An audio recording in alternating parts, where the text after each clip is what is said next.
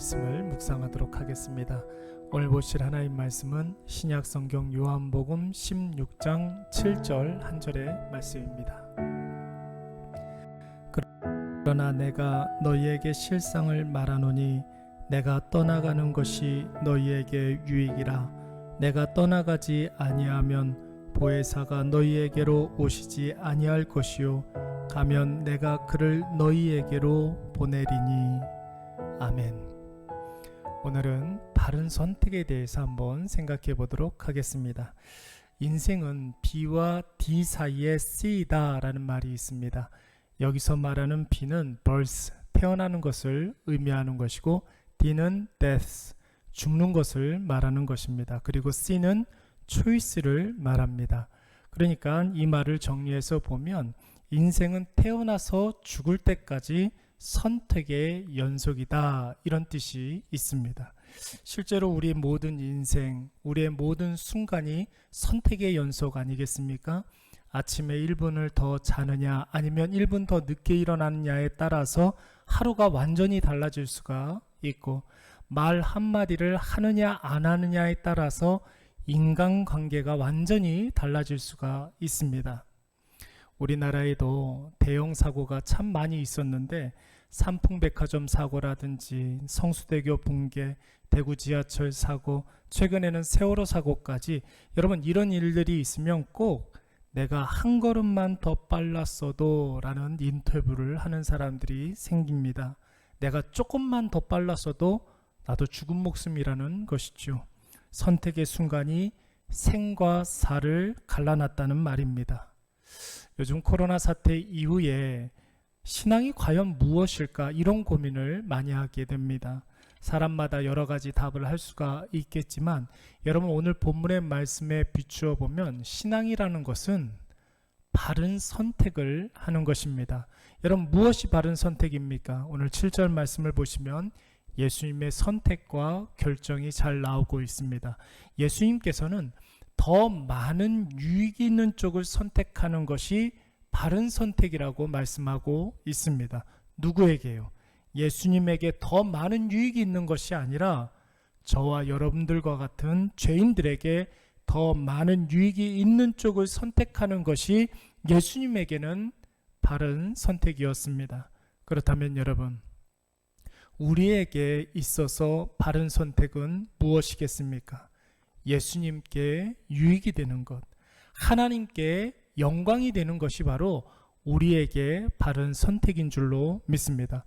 어제 우리가 주일 설교를 통해서 오늘의 근심이 내일의 기쁨이 되는 하나의 비결을 배웠습니다.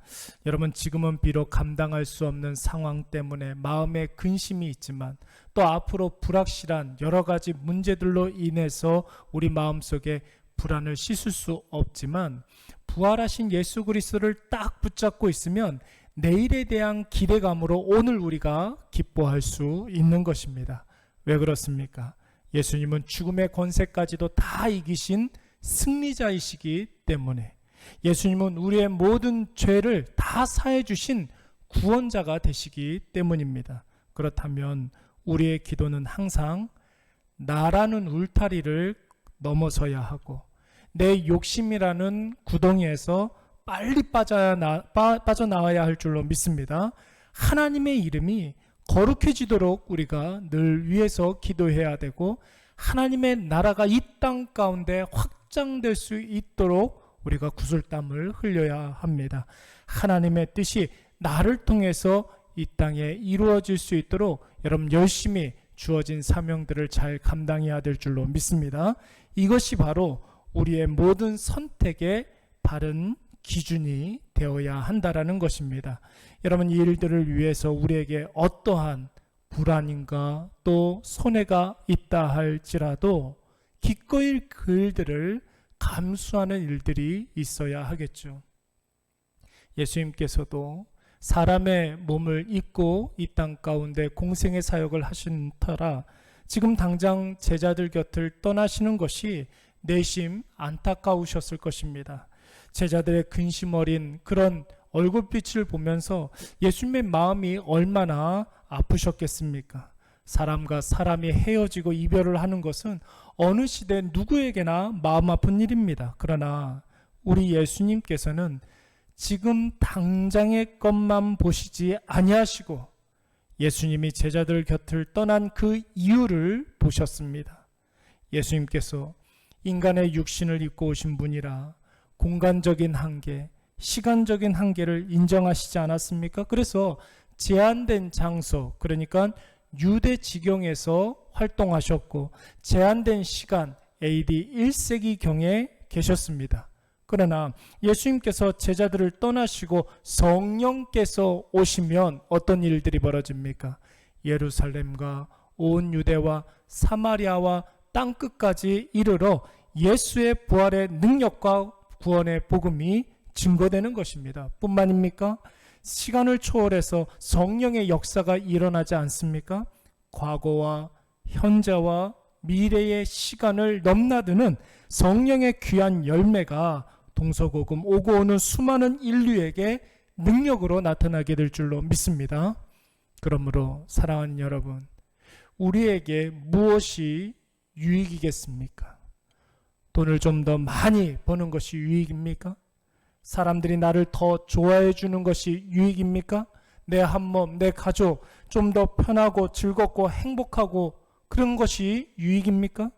그 기준으로 선택하면 여러분 꼭 기억하십시오.